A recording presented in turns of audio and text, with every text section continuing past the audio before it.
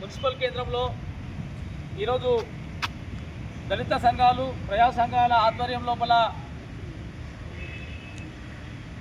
మొన్న 9-10 రోజుల క్రితం కుల్కచర్ల మండలం పుట్టాపాడులో డాక్టర్ బాబాసాహెబ్ అంబేద్కర్ రాజ్యాంగ నిర్మాత అంబేద్కర్ పైన ఏదైతే దాడి చేసి ధ్వంసం చేసినటువంటి సంఘటన ఏదైతే ఉన్నదో ఆ సంఘటనను ఆ 2-3 రోజులు దళిత సంఘాలు కావచ్చు ప్రజా సంఘాలు కావచ్చు పెద్ద ఎత్తున ఉద్యమాలు చేసి జిల్లా కలెక్టర్ అదేవిధంగా ఎస్పీ గారికి మెమోరాండం కూడా ఇవ్వడం జరిగింది. అదేవిధంగా అనేక సందర్భాల్లో అన్ని ప్రాంతాల్లో ప్రెస్ మీట్లు పోలీసులకు కూడా అందరూ కూడా వినతి పత్రాలు కూడా ఇవ్వడం జరిగింది. కానీ ఇప్పటికీ 9-10 రోజులైనా కూడా ఇప్పటికీ పోలీస్ యంత్రాంగం కావచ్చు ఈ ప్రభుత్వ యంత్రాంగం కావచ్చు ఇప్పటి వరకు ఆ విషయాన్పైన నిగ్గు తీర్చకుండా ఎవరు చేశారనేటటువంటి విషయాన్ని తేల్చకుండా దాన్ని గుర్తుపట్టినటువంటి పోలీసు యంత్రాంగం కావచ్చు ఈరోజు ప్రభుత్వ యంత్రాంగం కావచ్చు విఫలమైందని చెప్పి మేము ఈ సందర్భంగా గుర్తు చేస్తూ ఉన్నాం. ఎందుకంటే ఇంత వ్యవస్థ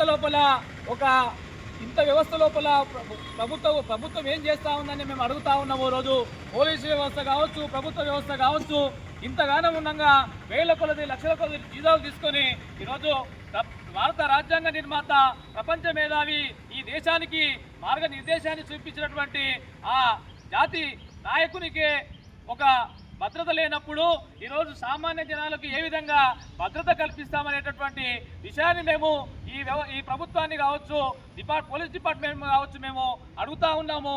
మేము ఈ వికారాబాద్ జిల్లాలో ఉన్నటువంటి కలెక్టర్ కావచ్చు ఎస్పీ కావచ్చు మేము ఒకటే గుర్తు చేస్తా ఉన్నాం. ఈ సందర్భంగా మీరు ఆ యొక్క నిందితులను వెంటనే గుర్తించి వారిని రిమాండ్కు తరలించి వారికి శిక్ష విధించకపోతే మాత్రం ఈ 2-3 రోజుల వారం రోజుల్లోనే ఈ యొక్క జిల్లా ఎస్పీ ఆఫీస్ కావచ్చు కలెక్టర్ ఆఫీస్ కావచ్చు ముట్టడి చేయడానికి కూడా మేము సిద్ధంగా ఉన్నాం. అదేవిధంగా ఈరోజు జాతీయ రహదారిని కూడా ముట్టడి చేసి ప్రభుత్వాన్ని దిక్కు తెచ్చే విధంగా ప్రయత్నం చేస్తాం. కాబట్టి మీకు అందరికీ కూడా ఒకటే డిమాండ్ చేస్తా ఉన్నాము. ఆ నిందితులను వెంటనే గుర్తించి వారిని శిక్షించే విధంగా ప్రయత్నం చేయలేరు ఇంతవరకు.